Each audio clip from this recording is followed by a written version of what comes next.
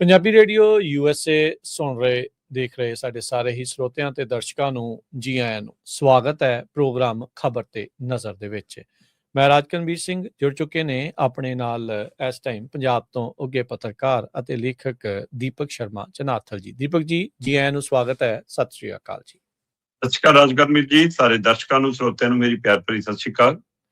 ਸਾਡੇ ਅੱਜ ਦੇ ਪ੍ਰੋਗਰਾਮ ਖਬਰ ਤੇ ਨਜ਼ਰ ਨੂੰ ਤੁਹਾਡੇ ਸਾਰਿਆਂ ਤੱਕ ਪਹੁੰਚਾਉਣ 'ਚ ਸਾਡਾ ਸਹਿਯੋਗ ਕਰਦੇ ਨੇ ਖਾਲਸਾ ਇੰਸ਼ੋਰੈਂਸ ਏਜੰਸੀ ਵਾਲੇ, ਜਿਨ੍ਹਾਂ ਦੇ ਕੋਲੋਂ ਤੁਸੀਂ ਹਰ ਇੱਕ ਤਰੀਕੇ ਦੀ ਇੰਸ਼ੋਰੈਂਸ ਕਰਵਾ ਸਕਦੇ ਹੋ।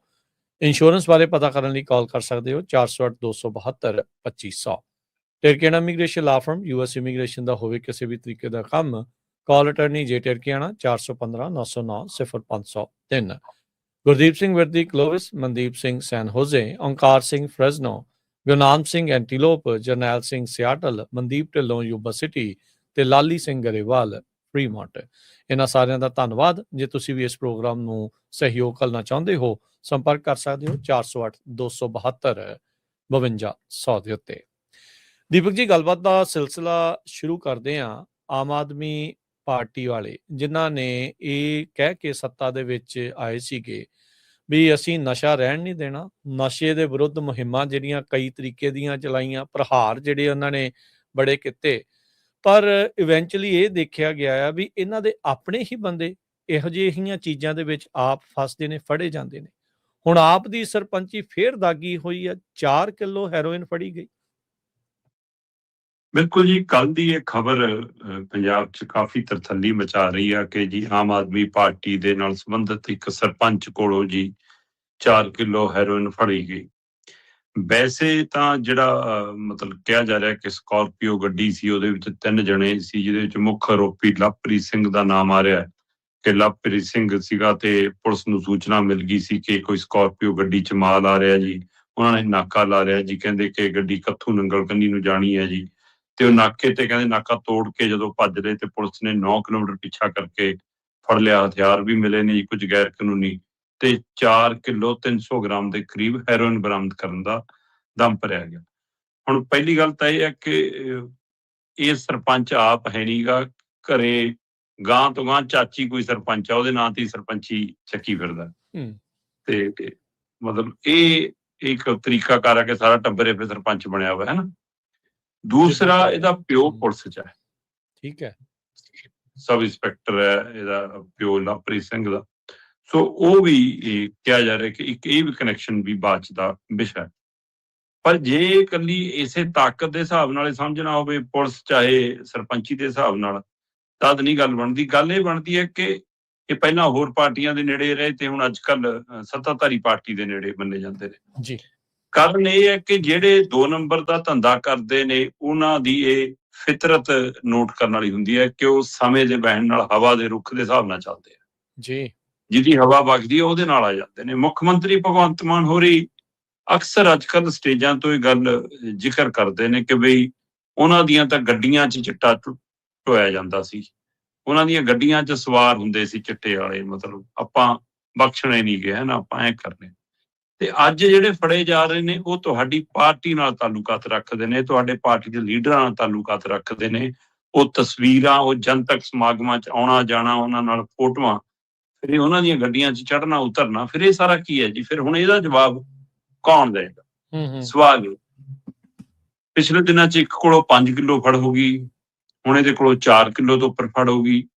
ਹੁਣ ਇਹਦਾ ਮਤਲਬ ਉਹ ਤਾਂ ਹੈ ਨਹੀਂ ਜਿਹੜੇ ਅੰਦਰ ਦਿੱਤੇ ਨੇ। ਅੰਦਰ ਤਾਂ ਕਹਿੰਦੇ ਅਸੀਂ ਸੈਂਕੜੇ ਦਿੱਤੇ ਆ ਜੀ ਤਸਕਰ। ਹੁਣ ਜਿਹੜੇ ਅੰਦਰ ਦਿੱਤੇ ਆ ਉਹਨਾਂ ਚੋਂ 90% ਉਹ ਹੈ ਜਿਨ੍ਹਾਂ ਕੋਲ ਪੁੜੀਆਂ ਮਿਲੀਆਂ ਨੇ। ਮਤਲਬ ਪੁੜੀ ਦਾ ਮਤਲਬ ਜਾਂ ਤਾਂ ਉਹ ਛੋਟਾ ਮੋਟਾ ਸਪਲਾਇਰ ਹੈ ਜਾਂ ਉਹ ਆਦੀ ਹੈ। ਹੁਣ ਜਿਹਦੇ ਕੋਲੋਂ ਮਿਲੇ ਕਿਲੋਆਂ 'ਚ ਰਹੀ ਹੈ, ਕੀ ਦਮ ਇੱਕ ਸਰਪੰਚ ਦਾ ਇੰਨਾ ਦਮ ਹੋ ਗਿਆ ਕਿ ਉਹ ਪੰਜਾਬ ਦਾ ਇੱਕ ਇਲਾਕੇ ਦਾ ਸਪਲਾਇਰ ਬਣ ਜਾਵੇ, ਕਿਲੋਆਂ 'ਚ ਮਾਲ ਚੱਕੀ ਫਿਰ ਜਿਹਦੀ ਅੰਤਰਰਾਸ਼ਟਰੀ ਬਾਜ਼ਾਰ 'ਚ ਕਰੋੜਾਂ 'ਚ ਕੀਮਤ ਹੋਵੇ? ਦੇਖੋ, ਉਹ ਇਕੱਲਾ ਆਪਣੇ ਦਮ ਤੇ ਕਰ ਰਿਹਾ। ਫਿਰ ਜਾਂ ਉਸਨੂੰ ਸਿਸਟਮ ਦਾ, ਪ੍ਰਸ਼ਾਸਨ ਦਾ, ਤੰਤਰ ਦਾ, ਸੱਤਾ ਦਾ ਕਿਹਦਾ ਸਮਰਥਨ? ਪਹਿਲੀ ਜਵਾਬ ਦਿੱਤਾ ਹੈ। ਦੂਸਰਾ, ਤੁਸੀਂ ਯੁੱਧ ਨਸ਼ਿਆਂ ਵਿਰੁੱਧ ਛੇੜਿਆ ਹੋਇਆ। ਪਹਿਲਾਂ ਜਿਹੜੇ ਬੰਦੇ ਕੋਲੋਂ 5 ਕਿਲੋ ਫੜ ਹੁੰਦੀ ਆ ਉਹ ਆਮ ਆਦਮੀ ਪਾਰਟੀ ਦਾ ਲੀਡਰ ਹੀ ਨਹੀਂ ਸੀ। ਜਿਹੜੀ ਨਸ਼ਾ ਵਿਰੋਧੀ ਮੁਹਿੰਮ ਆ ਉਹਦਾ ਮੁਖੀ ਸੀ ਉਸ ਖੇਤਰ ਦਾ। ਦੇਖੋ, ਤੇ ਫਿਰ ਜੇ ਉਹੀ ਸਪਲਾਇਰ ਨੇ ਫਿਰ ਤਾਂ ਰੋਕਣਾ ਕੰਮ ਔਖਾ ਹੈ ਜੀ। ਤੇ ਹੁਣ ਆਹ ਕੜੀ ਫਿਰ ਜੁੜਦੀ ਹੈ ਕਿ ਜਿਹੜੀ ਪੁਲਿਸ ਨੂੰ ਤੁਸੀਂ ਕਹਿੰਦੇ ਹੋ ਕਿ ਭਾਈ ਤੁਸੀਂ ਨਸ਼ੇ ਵਾਲੇ ਫੜਨੇ ਆ ਜੀ, ਉਹਨਾਂ ਦੇ ਘਰ 'ਚ ਉਹਨਾਂ ਦੇ ਮੁੰਡੇ ਧੰਦਾ ਕਰਦੇ ਨੇ, ਕੀ ਅਣਜਾਣ ਹੈ ਪੁਲਿਸ ਇੰਨੀ, ਉਹਨਾਂ ਦੀ ਇੰਨੀ ਜਾਣਕਾਰੀ ਕਮਜ਼ੋਰ ਹੈ, ਜਾਂ ਉਹਨਾਂ ਦੀਆਂ ਫੀਤੀਆਂ ਦੇ ਸਹਾਰੇ ਹੀ ਇਹ ਧੰਦਾ ਚੱਲਦਾ। ਤੇ ਦੂਸਰਾ ਸਿਸਟਮ ਸਰਕਾਰ। ਸੋ ਦੋ ਪਹਿਲੂ, ਉਹ ਇਹ ਗੋਲ ਹੈ ਜਨਾਬ। ਇਹ ਇਕੱਲੀ ਸਕਾਰਪੀਓ ਇੱਕ ਫੜ ਕੇ, ਦੋ ਫੜ ਕੇ ਜਾਂ ਕਿਲੋਆਂ 'ਚ ਫੜ ਕੇ ਨਹੀਂ ਮਸਲਾ ਹੱਲ ਹੋਣਾ। ਮਸਲਾ ਤਾਂ ਇਹ ਹੈ ਕਿ ਇਹ ਚੇਨ ਕਿਵੇਂ ਟੁੱਟਣੀ ਹੈ, ਤੇ ਉਸ ਚੇਨ ਨੂੰ ਤੋੜਨ ਦਾ ਸਭ ਤੋਂ ਵੱਡਾ ਸਵਾਲ ਜਿਹਦੇ ਤੇ ਆਉਂਦਾ, ਉਹਨੂੰ ਨਾ ਪੁੱਛਿਆ ਜਾਂਦਾ ਨਾ ਜਵਾਬ ਉੱਥੋਂ ਲਿਆ ਜਾਂਦਾ। ਪਹਿਲੂ ਇਹ ਆ ਕਿ ਹੈਰੋਇਨ ਕਿਸੇ ਦੇ ਨਾ ਤਾਂ ਬਗੀਚੇ ਚੁੱਗਦੀ ਆ, ਨਾ ਬਾਗ ਚੁੱਗਦੀ ਆ, ਨਾ ਖੇਤ ਚੁੱਗਦੀ ਆ। ਇਹ ਪੰਜਾਬ 'ਚ ਤਾਂ ਪੈਦਾ ਨਹੀਂ ਹੋ ਰਹੀ। ਸਹੀ। ਸਮੇਂ ਦੀਆਂ ਸਰਕਾਰਾਂ, ਸਮੇਂ ਦੇ ਲੀਡਰ, ਮੌਜੂਦਾ ਮੁੱਖ ਮੰਤਰੀ, ਪ੍ਰਸ਼ਾਸਨ, ਤੰਤਰ ਜੰਤਰ ਸਭ ਇਹ ਕਹਿੰਦੇ ਜੀ ਸਰਹੱਦ ਪਾਰ ਤੋਂ ਆਉਂਦੀ ਹੈ। ਕਿਹੜੀ ਸਰਹੱਦ? ਜਿਹੜੀ ਪੰਜਾਬ ਨਾਲ ਲੱਗਦੀ ਹੈ ਜਾਂ ਜਿਹੜੀ ਗੁਜਰਾਤ ਨਾਲ ਲੱਗਦੀ ਹੈ? ਸਵਾਲ ਤਾਂ ਇਹ। ਪੰਜਾਬ ਦੇ ਵਿੱਚੋਂ ਜਦੋਂ ਇਹ ਆਵਾਜ਼ ਉੱਠਦੀ ਹੈ ਕਿ ਬਾਰਡਰ ਖੋਲੋ ਜੀ, ਸਾਡੇ ਵਪਾਰ ਦੇ ਲਈ ਬਹੁਤ ਜ਼ਰੂਰੀ ਹੈ, ਪੰਜਾਬ ਨੂੰ ਆਰਥਿਕ ਪੈਰਾਂ ਸਿਰ ਕਰਨ ਦੇ ਲਈ ਬਹੁਤ ਜ਼ਰੂਰੀ ਆ, ਤਦ ਕਹਿੰਦੇ ਨਾ ਜੀ ਇਸ ਰਸਤੇ ਦਾ ਵਪਾਰ ਹੋ ਨਹੀਂ ਸਕਦਾ, ਉਧਰੋਂ ਹਥਿਆਰ ਆਉਂਦੇ ਜੀ, ਹੈਰੋਇਨ ਆਉਂਦੀ ਹੈ ਜੀ। ਵੀ ਜਦੋਂ ਵਪਾਰ ਬੰਦ ਆ ਫਿਰ ਹੈਰੋਇਨ ਹਥਿਆਰ ਕਿੱਥੋਂ ਆ ਰਹੇ ਨੇ? ਜੇ ਤੁਸੀਂ ਇਹ ਕਹਿੰਦੇ ਹੋ ਕਿ ਉਹਦੇ ਕਾਰਨ ਹਥਿਆਰ ਆਉਂਦੇ ਨੇ, ਤਾਂ ਫਿਰ ਉਹ ਤਾਂ ਤੁਸੀਂ ਬੰਦ ਕੀਤਾ ਹੋਇਆ ਪੰਜਾਬ ਵਾਲੇ ਪਾਸਿਓਂ। ਤਾਂ ਸਹੀ ਗੱਲ, 50 ਕਿਲੋਮੀਟਰ ਤੱਕ ਤੇ ਜਿੱਥੋਂ ਤੁਹਾਡਾ ਵਪਾਰ ਚੱਲਦਾ, ਮੁਦਰਾ ਪੋਰਟ, ਉੱਥੇ ਦੁਨੀਆ ਦੀ ਸਭ ਤੋਂ ਵੱਡੀ ਖੇਪ ਫੜ ਹੋਈ ਸੀ। ਸਹੀ ਗੱਲ, ਫੜ ਹੋਈ, ਇਹਦਾ ਮਤਲਬ ਕਿੰਨੀ ਲੰਘੀ ਹੋਣੀ ਤੇ ਜਾਂ ਕਿੰਨੀ ਲੰਘਦੀ ਹੋਣੀ। ਉੱਥੇ ਕਦੇ ਵਪਾਰ ਕਿਉਂ ਨਹੀਂ ਰੋਕਿਆ ਜੀ? ਇਹ ਤੋਂ ਬਾਅਦ ਉੱਥੇ ਕਾਰਵਾਈ ਕਿਉਂ ਨਹੀਂ? ਤੇ ਦੂਸਰਾ, ਜੇ ਪੰਜਾਬ ਵਾਲੀ ਹੱਦ ਪਾਰ ਤੋਂ ਆ ਰਿਹਾ ਕੁਛ, ਚਾਹੇ ਉਹ ਹਥਿਆਰ ਆਉਂਦਾ, ਚਾਹੇ ਹੈਰੋਇਨ ਆਉਂਦੀ ਹੈ, ਚਾਹੇ ਡਰੋਨ ਆਉਂਦੇ ਆ, ਤੇ ਸਰਹੱਦ ਦੀ ਜ਼ਿੰਮੇਵਾਰੀ ਕਿਹਨੇ ਲਈ ਹੋਈ ਹੈ ਜੀ? ਨਾ ਜ਼ਿੰਮੇਵਾਰੀ ਸਰਹੱਦ ਦੀ ਭਗਵੰਤ ਮਾਨ ਦੀ ਹੈ, ਨਾ ਪੰਜਾਬ ਪੁਲਿਸ ਦੀ ਹੈ। ਜ਼ਿੰਮੇਵਾਰੀ ਅਮਿਤ ਸ਼ਾਹ ਦੀ ਹੈ, ਗ੍ਰਹਿ ਮੰਤਰੀ ਦੀ ਹੈ, ਕੇਂਦਰ ਸਰਕਾਰ ਦੀ ਹੈ, ਰਾਸ਼ਟਰਪਤੀ ਦੀ ਹੈ। ਉਹ ਜਵਾਬ ਦੇਣ। ਸਰਹੱਦਾਂ ਜਿਨ੍ਹਾਂ ਦੇ ਕੰਟਰੋਲ ਨੇ, BSF ਤੇ ਤੁਸੀਂ ਕੰਟਰੋਲ ਦਿੱਤਾ ਹੈ, ਤੇ ਫਿਰ ਜਵਾਬਦੇਹੀ ਕਿਹਨਾਂ ਦੀ ਹੈ? ਕੇਂਦਰ ਦੀ। 50 ਕਿਲੋਮੀਟਰ ਤੱਕ ਦਾ ਅੱਧਾ ਤੋਂ ਵੱਧ ਪੰਜਾਬ ਦਾ ਦਾਇਰਾ ਤੁਹਾਡੇ ਕੰਟਰੋਲ 'ਚ, ਜਵਾਬਦੇਹੀ ਕਿਹਦੀ ਹੈ? ਉਸ ਪਹਿਲੂ ਤੇ ਨਹੀਂ ਆ ਰਿਹਾ। ਸੋ ਅਹਿਮ ਸਵਾਲ ਇਹੀ ਹੈ ਕਿ ਜੇ ਉਹਨਾਂ ਦੇ ਕੰਟਰੋਲ 'ਚ ਹੈ ਤਾਂ ਸਾਡੇ ਵਾਲੇ ਕਿਉਂ ਨਹੀਂ ਪੁੱਛਦੇ ਕਿ ਪੰਜਾਬ 'ਚ ਆ ਕਿੱਥੋਂ ਰਹੀ ਹੈ? ਤੇ ਜੇ ਇੰਨੇ ਸੂਬੇ ਪਾਰ ਕਰਕੇ ਗੁਜਰਾਤ ਤੋਂ ਇੱਧਰ ਹੋ ਕੇ ਪਹੁੰਚ ਰਹੀ ਹੈ, ਤੇ ਫਿਰ ਜ਼ਿੰਮੇਵਾਰ ਕੌਣ ਹੈ? ਸੋ ਜਨਾਬ, ਇਹ ਇਕੱਲੇ ਗੈਂਗਸਟਰਾਂ ਦਾ, ਡਰੱਗ ਸਪਲਾਇਰਾਂ ਦੀ ਚੇਨ ਨਹੀਂ, ਕਿਤੇ ਸਾਡੇ ਸਿਸਟਮ ਔਰ ਸਿਆਸਤ ਦੀ ਚੇਨ ਵੀ ਤਾਂ ਨਹੀਂ ਇਹਦੇ ਵਿੱਚ ਜੁੜੀ ਹੋਈ। ਇਹ ਤੋਂ ਮਨਫੀ ਕਰਕੇ ਤੁਸੀਂ ਇਹ ਧੰਦਾ ਨਹੀਂ ਚਲਾ ਸਕਦੇ। ਸੋ ਇਸ ਲਈ ਮੌਜੂਦਾ ਜਿਹੜਾ ਬੰਦਾ ਲਵਪ੍ਰੀਤ ਸਿੰਘ ਫੜ ਹੋਇਆ ਹੈ ਨਾ, ਇਹਦੇ ਨਾਲ 2 ਜਣੇ ਹੋਰ ਫੜ ਹੋਏ ਨੇ। ਲਵਪ੍ਰੀਤ ਦੀਆਂ ਆਮ ਆਦਮੀ ਪਾਰਟੀ ਦੀ ਸੱਤਾਧਾਰੀ ਧਿਰ ਦੇ ਬੜੇ ਲੀਡਰਾਂ ਨਾਲ ਤਸਵੀਰਾਂ ਨੇ ਜੀ। ਉਹ ਠੀਕ ਹੈ, ਅੱਜ ਦੇ ਦੌਰ 'ਚ ਤੁਸੀਂ ਕਹੋਗੇ ਤਸਵੀਰ ਖਿਚਾਉਣਾ ਕੋਈ ਔਖੀ ਗੱਲ ਨਹੀਂ ਜੀ, ਵਿਆਹ 'ਚ ਪ੍ਰੋਗਰਾਮ 'ਚ ਮਿਲੇ ਕੋਈ ਵੀ ਖੜ ਕੇ ਖਿਚਾ ਲੈਂਦਾ, ਤੁਹਾਡੇ ਸਾਡੇ ਨਾਲ ਵੀ ਕੋਈ ਖਿਚਾ ਜਾਵੇ ਕੱਲ ਨੂੰ। ਸਵਾਲ ਉਹ ਨਹੀਂਗਾ। ਸਵਾਲ ਇਹ ਹੈ ਕਿ ਤੁਹਾਡੀ ਨੇੜਤਾ, ਤੁਸੀਂ ਉਸ ਪਾਰਟੀ ਦੇ ਇੰਚਾਰਜਾਂ ਦੇ ਖਾਸਮ ਖਾਸ ਹੋ, ਤੁਸੀਂ ਉਸ ਦੇ MLA ਦੇ, ਆਪਣੇ ਇਲਾਕਿਆਂ ਦੇ ਲੀਡਰਾਂ ਦੇ ਖਾਸਮ ਖਾਸ ਹੋ, ਉਸ ਪਾਰਟੀ ਨੂੰ ਜੁਆਇਨ ਕੀਤਾ ਹੋਇਆ, ਉਸ ਪਾਰਟੀ ਨਾਲ ਤੁਹਾਡਾ ਤਾਲੁਕਾਤ ਹੈ, ਫਿਰ ਇਹਦਾ ਜਵਾਬ ਕੌਣ ਦਊਗਾ? ਤੋ ਇਹ ਪੰਜਾਬ ਦੀ ਜੋ ਸਥਿਤੀ ਹੈ, ਇਹ ਇੱਕ ਘਟਨਾ ਦੇ ਹਵਾਲੇ ਨਾਲ ਪੂਰਾ ਦ੍ਰਿਸ਼ ਉਗੜ ਕੇ ਸਾਹਮਣੇ ਆ ਜਾਂਦਾ, ਔਰ ਕਿੰਨੀ ਵਾਰ ਇਹ ਦ੍ਰਿਸ਼ ਉਗੜ ਕੇ ਸਾਹਮਣੇ ਆਇਆ। ਪਰ ਸਾਡਾ ਸਿਸਟਮ ਤੇ ਸਰਕਾਰਾਂ ਇੰਨੀਆਂ ਬੇਸ਼ਰਮ ਨੇ, ਉਹ ਆਪਣੀ ਜ਼ਿੰਮੇਵਾਰੀ ਲੈਂਦੀਆਂ, ਦੂਜਿਆਂ ਦੇ ਉੱਤੇ ਹੀ ਜ਼ਿੰਮੇਵਾਰੀ ਸਿੱਟਣੀ ਆਉਂਦੀ। ਚੁਟਕਲੇ ਸੁਣ ਲਓ ਇਹਨਾਂ ਤੋਂ, ਬਸ ਇਦਾਂ ਦੀਆਂ ਇੱਕ ਦੂਜੇ ਦੇ ਉੱਤੇ ਤੌਹਮਤਾਂ ਲਾ ਲਓ। ਇਹ ਇਹਨਾਂ ਤੋਂ ਜਿੰਨਾ ਮਰਜ਼ੀ ਕਰਾ ਲਓ, ਇਹ 24 ਘੰਟੇ ਇਹਨਾਂ ਚੀਜ਼ਾਂ ਦੇ ਉੱਤੇ ਬੋਲ ਸਕਦੇ, ਕਰ ਸਕਦੇ ਆ। ਪਰ ਜਦੋਂ ਲੋਕ ਮੁੱਦਿਆਂ ਦੀ ਗੱਲ ਆਉਂਦੀ ਆ, ਇਹਨਾਂ ਚੀਜ਼ਾਂ ਦੀ ਗੱਲ ਆਉਂਦੀ ਆ, ਫਿਰ ਕਹਿੰਦੇ ਵੀ ਸਾਨੂੰ ਸਵਾਲ ਨਾ ਕੋਈ ਪੁੱਛ ਲਵੇ, ਇਹ ਕਿੱਦਾਂ ਹੋ ਸਕਦਾ? ਬਿਲਕੁਲ ਸਹੀ ਗੱਲ ਆ ਵੀ ਇਹਨਾਂ ਦੇ ਆਸ਼ੀਰਵਾਦ ਤੋਂ ਬਗੈਰ ਜਾਂ ਕਹਿ ਲਓ ਵੀ ਇਹ ਅਣਜਾਣ ਤਾਂ ਨਹੀਂ ਹੋ ਸਕਦੇ। ਓਬਵੀਅਸਲੀ ਇਹਨਾਂ ਦੇ ਸਿਰ ਤੇ ਹੱਥ ਰੱਖਿਆ ਹੀ ਇਦਾਂ ਦੇ ਕੰਮ ਹੁੰਦੇ ਆ।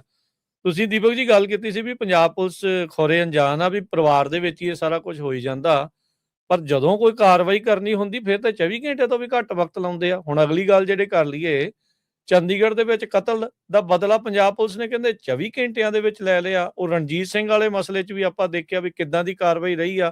ਤੁਹਾਡੇ ਚੰਡੀਗੜ੍ਹ ਵਾਲੇ ਕਤਲ ਦੇ ਬਾਰੇ ਵੀ ਜਿਹੜਾ ਉਹ ਦੱਸਿਓ ਵੀ ਕੀ ਪੂਰਾ ਘਟਨਾਕ੍ਰਮ ਬਣਿਆ। ਰਾਜਕਰਨਵੀਰ ਜੀ, ਇਹ ਖਬਰ ਪੰਜਾਬ ਦੇ ਮੀਡੀਆ 'ਚ ਚਰਚਾ 'ਚ ਹੈ ਕਿ ਜੀ ਪੰਜਾਬ ਪੁਲਿਸ ਨੇ 24 ਘੰਟਿਆਂ 'ਚ ਚੰਡੀਗੜ੍ਹ 'ਚ ਹੋਏ 31 ਸਾਲਾ ਇੱਕ ਨੌਜਵਾਨ ਪ੍ਰਾਪਰਟੀ ਡੀਲਰ ਦੇ ਕਤਲ ਦੇ ਮਾਮਲੇ 24 ਘੰਟਿਆਂ 'ਚ ਬਦਲਾ ਲੈ ਲਿਆ। ਪੁਲਿਸ ਗੈਂਗ ਚਲਾਉਂਦੀ ਹੈ ਜਿਹੜੇ ਬਦਲੇ ਲੈਂਦੀ ਹੈ। ਸਹੀ ਗੱਲ। ਪੁਲਿਸ ਧੰਦਾ ਕਰਦੀ ਹੈ ਵੀ ਜਿਹੜਾ ਬਦਲਾ ਲੈਣਾ ਉਹਨਾਂ ਨੇ।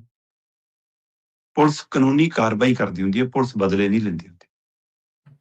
ਤੇ ਜੇ ਪੁਲਿਸ ਬਦਲੇ ਲੈਂਦੀ ਹੈ ਫਿਰ ਤੁਸੀਂ ਗੈਂਗਵਾਰ ਚਲਾਉਂਦੇ ਹੋ। ਸਵਾਲ ਇਹ ਹੈ ਕਿ ਇਸ ਮਸਲੇ ਦੇ ਉੱਤੇ ਕਿੰਨੀ ਵਾਰ ਪੰਜਾਬ ਦੇ ਡੀਜੀਪੀ ਨੂੰ ਤਲਬ ਹੋ ਕੇ ਕਚਹਿਰੀਆਂ 'ਚ, ਅਦਾਲਤਾਂ 'ਚ, ਜੱਜਾਂ ਸਾਹਮਣੇ ਖੜ ਕੇ ਸਫਾਈ ਦੇਣੀ ਪਈ, ਜਦੋਂ ਇਹ ਬਾਰ-ਬਾਰ ਪੁੱਛਿਆ ਜਾਂਦਾ ਕਿ ਹਰ ਘਟਨਾ ਦਾ ਅੰਜਾਮ ਤੁਹਾਡੇ ਕੋਲ ਇੱਕੋ ਤਰੀਕਾ ਕਰਦਾ ਕਿਉਂ ਹੁੰਦਾ। ਪਹਿਲੀ ਗੱਲ ਤਾਂ ਇਹ ਹੈ ਕਿ ਜਿਹੜਾ ਪ੍ਰਾਪਰਟੀ ਡੀਲਰ ਦਾ ਗੋਲੀਆਂ ਮਾਰ ਕੇ ਕਤਲ ਹੁੰਦਾ ਹੈ, ਉਹ ਚੰਡੀਗੜ੍ਹ ਦੇ ਪੌਸ਼ ਇਲਾਕੇ ਦੇ 9 ਸੈਕਟਰ 'ਚ ਹੁੰਦਾ ਹੈ। ਤੇ ਜਾਂ ਤਾਂ ਫਿਰ ਦਮ ਭਰਨ ਮੁੱਖ ਮੰਤਰੀ ਭਗਵੰਤ ਮਾਨ ਜੀ ਕਹਿਣ ਕਿ ਚੰਡੀਗੜ੍ਹ ਸਾਡਾ, ਇੱਥੋਂ ਬਾਹਰ ਕਰੋ ਸਾਰੀ ਕੇਂਦਰ ਵਾਲੀ ਪੁਲਿਸ ਆ ਜਿਹੜੀ ਯੂਟੀ ਕੈਡਰ ਬਣਾਇਆ, ਫਲਾਣਾ ਬਣਾਇਆ, ਸਾਰੀ ਪੰਜਾਬ ਪੁਲਿਸ ਸੰਭਾਲੂਗੀ। ਲਾਓ ਆਪਣੀ ਪੰਜਾਬ ਪੁਲਿਸ। ਚੰਡੀਗੜ੍ਹ ਦਾ ਕੰਟਰੋਲ ਹੈ ਅਮਿਤ ਸ਼ਾਹ ਕੋਲ, ਚੰਡੀਗੜ੍ਹ ਦੀ ਪੁਲਿਸ ਦਾ ਕੰਟਰੋਲ ਹੈ ਅਮਿਤ ਸ਼ਾਹ ਕੋਲ। ਤੇ ਘਟਨਾ ਚੰਡੀਗੜ੍ਹ 'ਚ ਤੇ ਐਂਟੀ ਟਾਸਕ ਫੋਰਸ ਜੀ ਸਾਡੇ ਵਾਲੀ ਕਹਿੰਦੀ ਜੀ ਕਾਰਵਾਈ ਕਰ ਰਹੀ ਹੈ 24 ਘੰਟਿਆਂ 'ਚ। ਠੀਕ ਹੈ, ਮੁੰਡੇ ਦਾ ਤਾਲੁਕਾਤ ਪੰਜਾਬ ਨਾਲ ਹੈ, ਪੰਜਾਬ ਪੁਲਿਸ ਦੀ ਜ਼ਿੰਮੇਵਾਰੀ ਬਣਦੀ ਹੈ ਮਿਲ ਕੇ ਤੁਸੀਂ ਕਮਿਸ਼ਨ ਚਲਾਉਂਦੇ ਹੋ ਤਾਂ ਠੀਕ ਹੈ। ਪਰ 24 ਘੰਟਿਆਂ 'ਚ ਪੰਜਾਬ ਪੁਲਿਸ ਚੰਡੀਗੜ੍ਹ ਦੇ ਹੋਏ ਕਤਲ ਦੇ ਮਾਮਲੇ 'ਚ ਹਰਿਆਣਾ ਦੇ ਕੈਥਲ ਪਹੁੰਚ ਜਾਂਦੀ ਹੈ।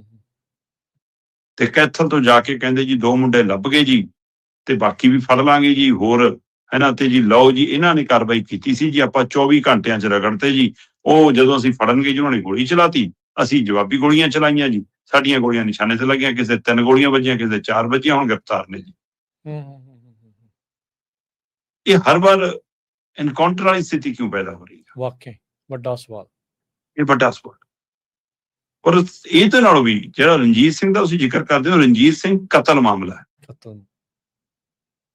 ਇੱਕ ਐਨਕਾਊਂਟਰ ਹੁੰਦਾ, ਇੱਕ ਫੇਕ ਐਨਕਾਊਂਟਰ ਹੁੰਦਾ, ਇੱਕ ਸਰਕਾਰੀ ਕਤਲ ਹੁੰਦਾ।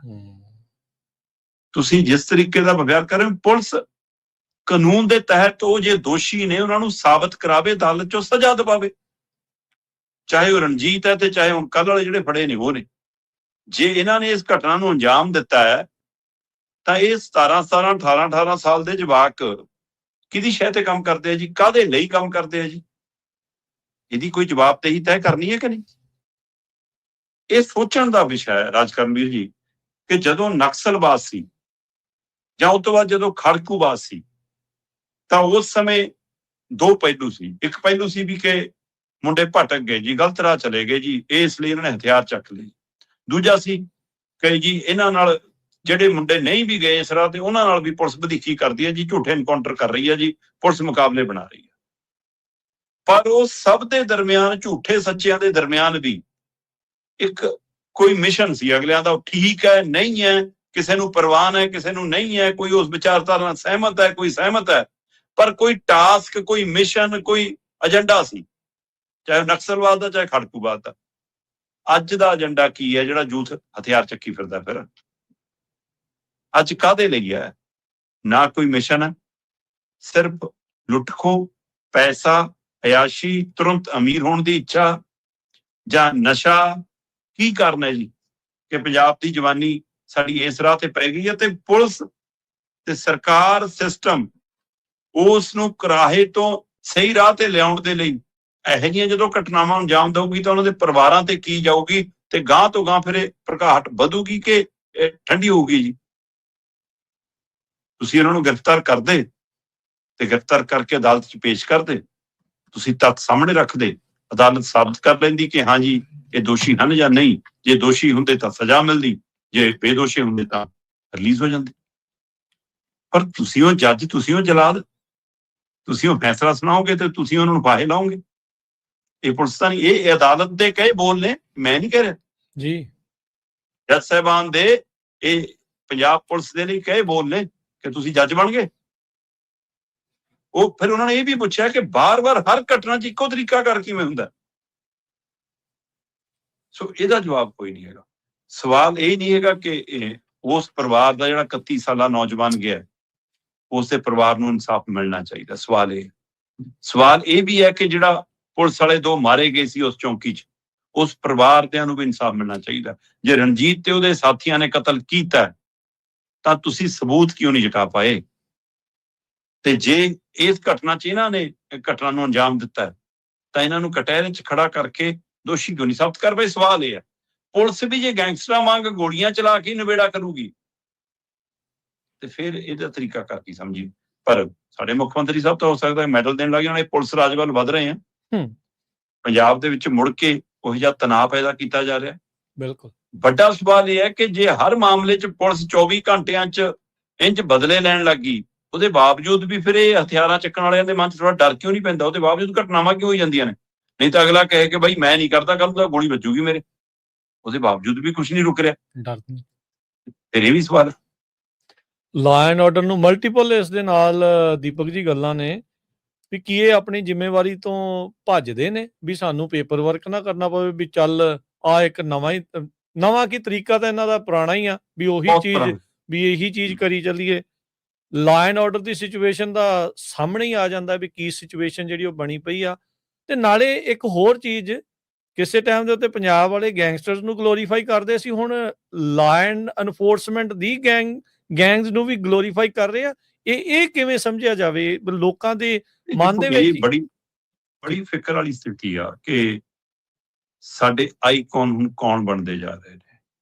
ਇਹਦੇ ਅਸੀਂ ਕਲਚਰ ਦੀ ਆੜ 'ਚ, ਸੱਭਿਆਚਾਰ ਦੀ ਆੜ 'ਚ, ਵਿਰਸੇ ਦੀ ਆੜ 'ਚ ਆਪਣੀ ਫਿਲਮ ਇੰਡਸਟਰੀ, ਗਾਇਕ ਇੰਡਸਟਰੀ ਸਾਡੀ ਕੀ ਪਰੋਸ ਰਹੀ ਹੈ, ਇਹਦੇ ਉੱਤੇ ਵੀ ਮੰਥਨ ਦੀ ਸਾਨੂੰ ਲੋੜ।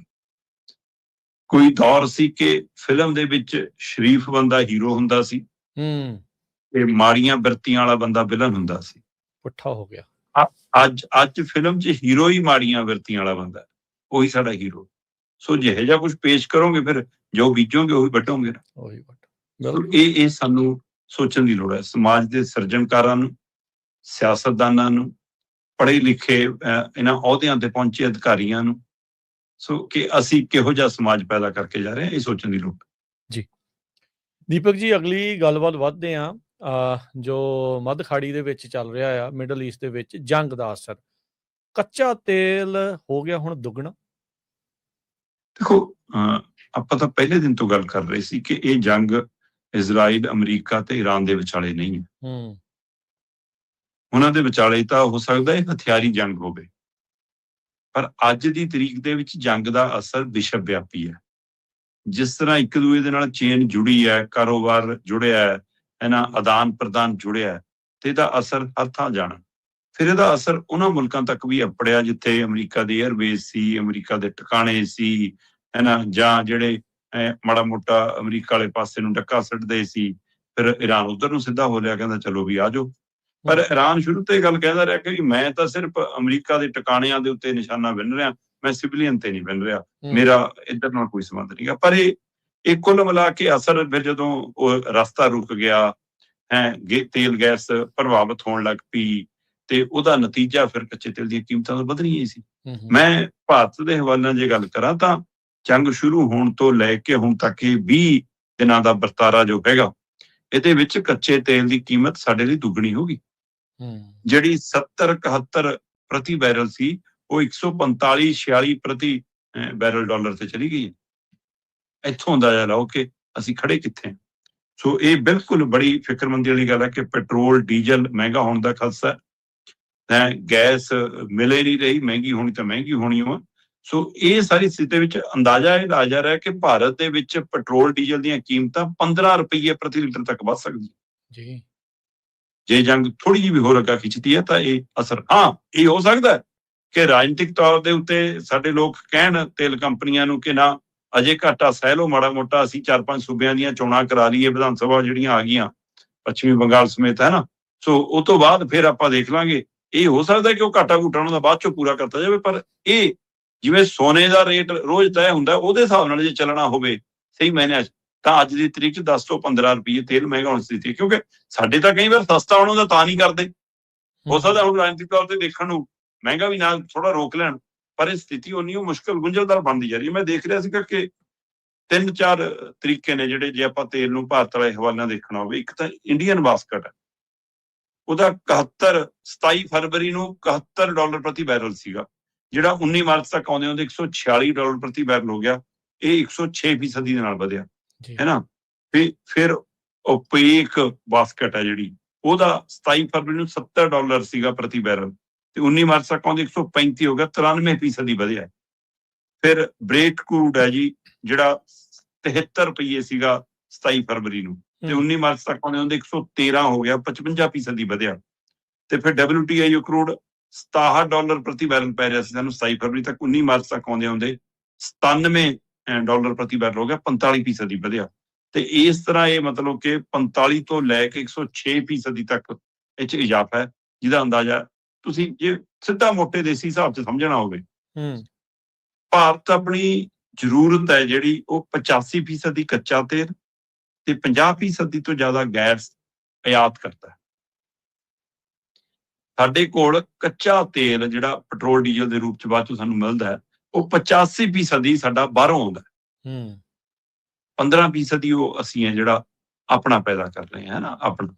ਹੁਣ ਇਹਦੇ ਵਿੱਚੋਂ 85% ਦੇ ਵਿੱਚੋਂ ਸਾਡਾ 20 ਤੋਂ 25% ਹੈ ਜਿਹੜਾ ਖਾੜੀ ਵਾਲੇ ਪਾਸੇ ਆਉਂਦਾ ਜੀ।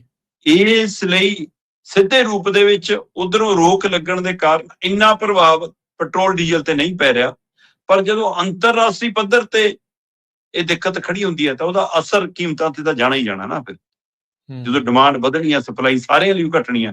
ਜੇ ਸਾਡਾ ਉਧਰੋਂ 20% ਤਾਂ ਹੋਰਨਾਂ ਮੁਲਕਾਂ ਦਾ ਵੀ ਹੋਊਗਾ, ਤਾਂ ਉਹ ਮਿਲਾ ਕੇ ਕਿੰਨਾ ਓਵਰਆਲ ਅਸਰ ਪੈਂਦਾ, ਇਹ ਪਹਿਲੂ। ਦੂਸਰਾ ਜਿਹੜਾ ਗੈਸ ਹੈ, ਗੈਸ ਅਸੀਂ 50% ਜਿਹੜੀ ਬਾਹਰੋਂ ਆਯਾਤ ਕਰਦੇ ਹਾਂ, ਉਹ 50% ਤੋਂ ਸਾਡੀ 90% ਖਾੜੀ ਪਾਸੇ ਆਉਂਦੀ ਹੈ, ਤੇ ਉਹ ਲਗਭਗ ਸਾਡੀ ਅੱਧੇ ਤੋਂ ਜ਼ਿਆਦਾ ਪ੍ਰਭਾਵਿਤ ਹੈ ਇਹਦਾ ਮਤਲਬ।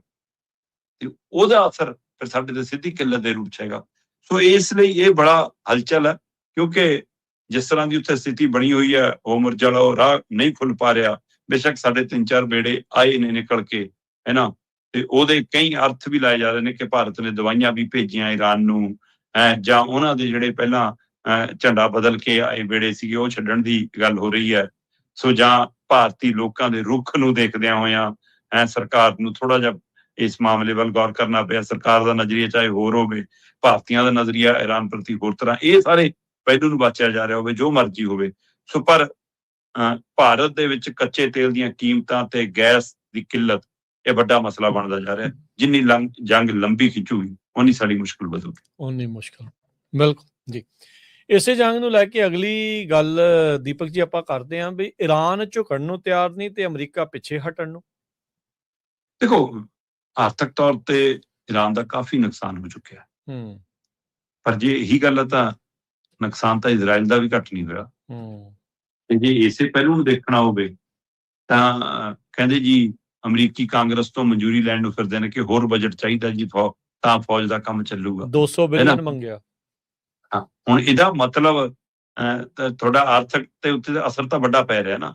ਇਹੀ ਕਾਰਨ ਹੈ ਨਾ ਕਿ ਅਮਰੀਕੀ ਲੋਕ 70% ਲੋਕ ਕਹਿੰਦੇ ਨੇ ਕਿ ਬਸ ਜੰਗ ਬੰਦ ਹੋਣੀ ਚਾਹੀਦੀ ਹੈ, ਕਿਉਂਕਿ ਉਹ ਸਮਝਦੇ ਨੇ ਕਿ ਤੁਹਾਡਾ ਇੱਕ ਹੀ ਗੋਲਾ ਸਿੱਟਿਆ ਹੋਇਆ ਸਾਡੀ ਆਉਣ ਵਾਲੀ ਪੀੜ੍ਹੀ ਲਈ ਕਿੰਨਾ ਨੁਕਸਾਨਦੇਹ ਹੈ। ਗੋਲਾ ਉੱਥੇ ਸਿੱਟ ਦਿਓ, ਉਹਦਾ ਅਸਰ ਇੱਥੇ ਵੀ ਹੈ। ਸੋ ਇਸ ਸਾਰੀ ਸਥਿਤੀ ਦੇ ਵਿੱਚ ਕੀ ਸਿਰਫ ਈਗੋ ਆੜੇ ਆ ਰਹੀ ਹੈ, ਹਉਮੈ ਆੜੇ ਆ ਰਹੀ ਹੈ, ਹੰਕਾਰ ਆੜੇ ਆ ਰਿਹਾ, ਇਹ ਹੈ, ਜਾਂ ਫਿਰ ਇਹ ਹੈ ਕਿ ਹੁਣ ਸੱਪ ਦੇ ਮੂੰਹ 'ਚ ਕੋੜ ਕਰ ਲਈ, ਖਾਂਦਾ ਤਾਂ ਮਰਦਾ, ਛੱਡਦਾ ਤਾਂ ਮਰਦਾ, ਉਹ ਸਥਿਤੀ ਬਣ ਗਈ ਹੈ।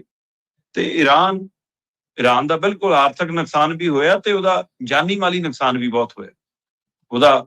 ਉਹਦੇ ਲੀਡਰਾਂ ਦਾ ਵੀ ਜਾਣਾ ਤੇ ਆਮ ਜਨਤਾ ਦਾ ਵੀ ਜਾਣਾ, ਉਹ ਵੀ ਬਹੁਤ ਪਹਿਲੂ ਹੈ। ਪਰ ਹੁਣ ਤੱਕ ਜਿਹੜਾ ਉਹ ਇਹ ਕਹਿੰਦਾ ਸੀਗਾ ਕਿ ਮੈਂ ਤਾਂ ਅਮਰੀਕਾ ਦੇ ਜਿਹੜੇ ਟਿਕਾਣੇ ਨੇ ਹੋਰਨਾਂ ਮੁਲਕਾਂ 'ਚ ਉਹਨਾਂ ਤੇ ਹਮਲੇ ਕਰਦਾ, ਹੁਣ ਉਹਨਾਂ ਨੇ ਵੀ ਹੋਰਨਾਂ ਦੇ ਤੇਲ ਟਿਕਾਣਿਆਂ ਤੇ ਹਮਲੇ ਸ਼ੁਰੂ ਕੀਤੇ ਨੇ, ਕਿਉਂਕਿ ਅਮਰੀਕਾ ਨੇ ਵੀ ਹੁਣ ਲਗਾਤਾਰ ਜਾਂ ਇਜ਼ਰਾਈਲ ਨੇ ਲਗਾਤਾਰ ਈਰਾਨ ਦੇ ਤੇਲ ਗੈਸ ਦੇ ਭੰਡਾਰਾਂ ਦੇ ਉੱਤੇ ਅਟੈਕ ਸ਼ੁਰੂ ਕੀਤੇ। ਸੋ ਉਹਨੇ ਬਦਲੇ ਹੁਣ ਜਦੋਂ ਦੂਸਰੇ ਪਾਸੇ ਜਾ ਕੇ ਹੋਰਨਾਂ ਮੁਲਕਾਂ ਦੇ ਤੇਲ ਟਿਕਾਣਿਆਂ ਤੇ ਅਸਰ ਪਾਉਣਗੇ ਤਾਂ ਫਿਰ ਇਹਦਾ ਅਸਰ ਫਿਰ ਸਮੁੱਚੀ ਦੁਨੀਆ ਤੇ ਪੈਣਾ ਜੀ।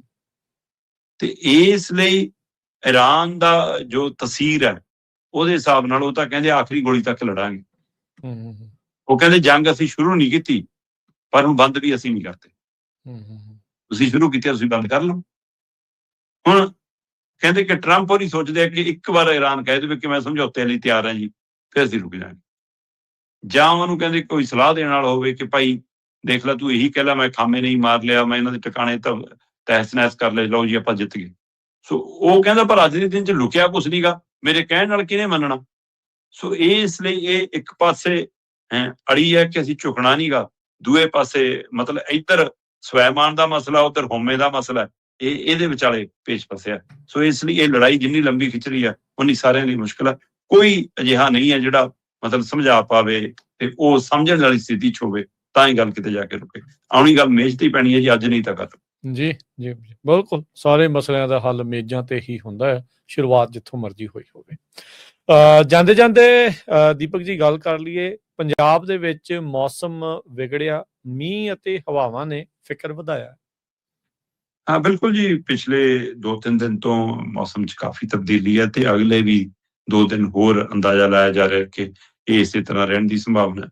ਪਿਛਲੇ 2 ਦਿਨਾਂ ਤੋਂ ਰਾਤ ਨੂੰ ਮੀਂਹ, ਦਿਨ 'ਚ ਕੱਲ ਦਾ ਲੰਘਿਆ, ਕੱਲ ਦੀ ਰਾਤ ਤੇ ਲੰਘਿਆ ਦਿਨ, ਪੂਰਾ ਦਿਨ ਹੀ ਲਗਭਗ ਸਾਰੇ ਪੰਜਾਬ 'ਚ ਦੁਆਬੇ ਵਾਲੇ ਖੇਤਰ 'ਚ, ਮੈਂ ਵੀ ਕੱਲ ਚੰਡੀਗੜ੍ਹ ਤੋਂ ਜਲੰਧਰ ਤੱਕ ਆਉਂਦਾ ਵੇ ਸੀਗਾ ਤੇ ਆਉਂਦੇ ਜਾਂਦੇ ਮੀਂਹ ਹੀ ਪੂਰਾ ਮਿਲਿਆ। ਸੋ ਉਹਦਾ ਅਸਰ ਇਸ ਕਦਰ ਹੈ ਕਿ ਜੇ ਤਾਂ ਮੌਸਮ 'ਚ ਸਿਰਫ ਤਾਪਮਾਨ ਘਟਦਾ ਹੈ, ਨਮੀ ਆਉਂਦੀ ਹੈ, ਕਿਉਂਕਿ ਪਹਾੜਾਂ ਦੇ ਉੱਪਰ ਬਰਫ਼ ਪੈਣ ਦੀਆਂ ਸੂਚਨਾਵਾਂ ਆ ਰਹੀਆਂ, ਠੰਡੀਆਂ ਹਵਾਵਾਂ ਦੀ ਸੂਚਨਾ, ਤਾਂ ਉਹ ਤਾਂ ਕਣਕ ਲਈ ਲਾਹੇਵੰਦ ਹੈ। ਥੋੜ੍ਹੀ ਬਹੁਤ ਕਣਮਣ ਕਾਣੀ ਵੀ ਹੋ ਜਾਂਦੀ ਤਾਂ ਇਹ ਹੈ, ਇਹ ਹਫ਼ਤਾ ਚੱਲ ਸਕਦਾ, ਪਰ ਗਾਂਹ ਵਾਲੇ ਦਿਨਾਂ 'ਚ ਜਿਉਂ ਗਾਂਹ ਨੂੰ ਵੱਧ ਰਿਹਾ ਤਾਂ ਕਣਕ ਪੱਕਣ ਦੀ ਮਾਮਲਾ ਫਿਰ ਉਹਦੇ ਲਈ ਖਤਰਨਾਕ ਵੀ ਹੁੰਦਾ ਮੀਂਹ। ਪਰ ਜਿਹੜਾ ਮੀਂਹ ਦੇ ਨਾਲ ਤੇਜ਼ ਹਵਾਵਾਂ ਚੱਲੀਆਂ ਜਾਂ ਲੰਘੇ ਦਿਨਾਂ 'ਚ ਕੁਝ ਗੜੇਮਾਰੀ ਹੋਈ ਤੇ ਹੁਣ ਫਿਰ ਅਗਲੇ 2 ਦਿਨ ਮੌਸਮ ਜ਼ਿਆਦਾ ਖਤਰਨਾਕ ਦੱਸਿਆ ਜਾ ਰਿਹਾ, ਹਨੇਰੀ ਝੱਖੜ ਦੇ ਵੀ ਸੰਭਾਵਨਾ ਹੈਗੀ ਹੈ। ਉਹ ਫਿਰ ਜਦੋਂ ਕਣਕ ਵਿਛ ਜਾਂਦੀ ਹੈ ਜੀ, ਡਿੱਗ ਜਾਂਦੀ ਹੈ ਜੀ, ਫਿਰ ਉਹ ਬਹੁਤ ਨੁਕਸਾਨ ਹੁੰਦਾ, ਉਹਦਾ ਝਾੜ ਬਹੁਤ ਘਟ ਜਾਂਦਾ। ਪਹਿਲਾਂ ਹੀ ਅਚਾਨਕ ਫਰਵਰੀ ਮਹੀਨੇ ਜਿਹੜੀ ਮੌਸਮ ਦੀ ਤਬਦੀਲੀ ਸੀ, ਉਸੇ ਨੇ ਹੀ ਝਾੜ ਦਾ ਖਤਰਾ ਤਾਂ ਪੈਦਾ ਕਰ ਦਿੱਤਾ ਕਿ ਦਾਣਾ ਪੂਰੀ ਤਰ੍ਹਾਂ ਬਣੇ ਨਹੀਂ ਸਕਿਆ, ਉਹ ਮੌਜੂ ਰਹਿ ਗਿਆ, ਸੁੰਗੜ ਗਿਆ ਦਾਣਾ। ਤੇ ਹੁਣ ਜੇ ਬੱਲੀਆਂ ਥੱਲੇ ਲੱਗ ਜਾਣ, ਪਾਣੀ ਨਾਲ ਲੱਗ ਜਾਣ, ਝੁਕ ਜਾਣ, ਤੇ ਫਿਰ ਉਹ ਕਣਕ ਖੜੀ ਕਰਨੀ ਬਹੁਤ ਔਖੀ ਹੁੰਦੀ ਹੈ, ਤੇ ਉਹ ਬਹੁਤ ਵੱਡਾ ਨੁਕਸਾਨ ਹੈ ਸਾਡਾ। ਸੋ ਇਸ ਲਈ ਇਹ ਰੱਬ ਆਸਰੇ ਜੀ, ਹੁਣ ਮੌਸਮ ਨਾਲ ਕਾਹਦਾ ਅੱਡਾ, ਪਰ ਸੋਚਣਾ ਪੈਣਾ ਕਿ ਕੁਦਰਤੀ ਤੌਰ ਤੇ ਜਿਹੜੇ ਵਿਗਾੜ ਨੇ ਉਹਨਾਂ ਦੇ ਵਿੱਚ ਬੰਦੇ ਦਾ ਕਿੰਨਾ ਯੋਗਦਾਨ ਹੈ, ਇਹਦੇ ਉੱਤੇ ਵੀ ਨਜ਼ਰਸਾਨੀ ਦੀ ਲੋੜ। ਜੀ, ਕਿੱਥੇ ਮੰਨਦੇ ਆ ਜੀ ਬੰਦੇ, ਆਪਾਂ ਸਾਰਿਆਂ ਦਾ ਹੀ ਕਿਤੇ ਨਾ ਕਿਤੇ ਵੀ ਮੈਨੂੰ ਕਿੱਦਾਂ ਫਾਇਦਾ ਹੋਵੇ, ਬਾਕੀ ਸਾਰੇ ਜਾਣੇ ਲਾਭੇ ਹੋ ਜਾਣ, ਉਹ ਕਿਤੇ ਨਾ ਕਿਤੇ ਮਨ ਨੂੰ ਬਦਲਣਾ ਪੈਣਾ। ਬਹੁਤ ਧੰਨਵਾਦ ਦੀਪਕ ਜੀ, ਬੜੀ ਮਿਹਰਬਾਨੀ, ਮਿਲਦੇ ਹਾਂ ਅਗਲੀ ਵਾਰੀ। ਸਤਿ ਸ੍ਰੀ ਅਕਾਲ ਜੀ।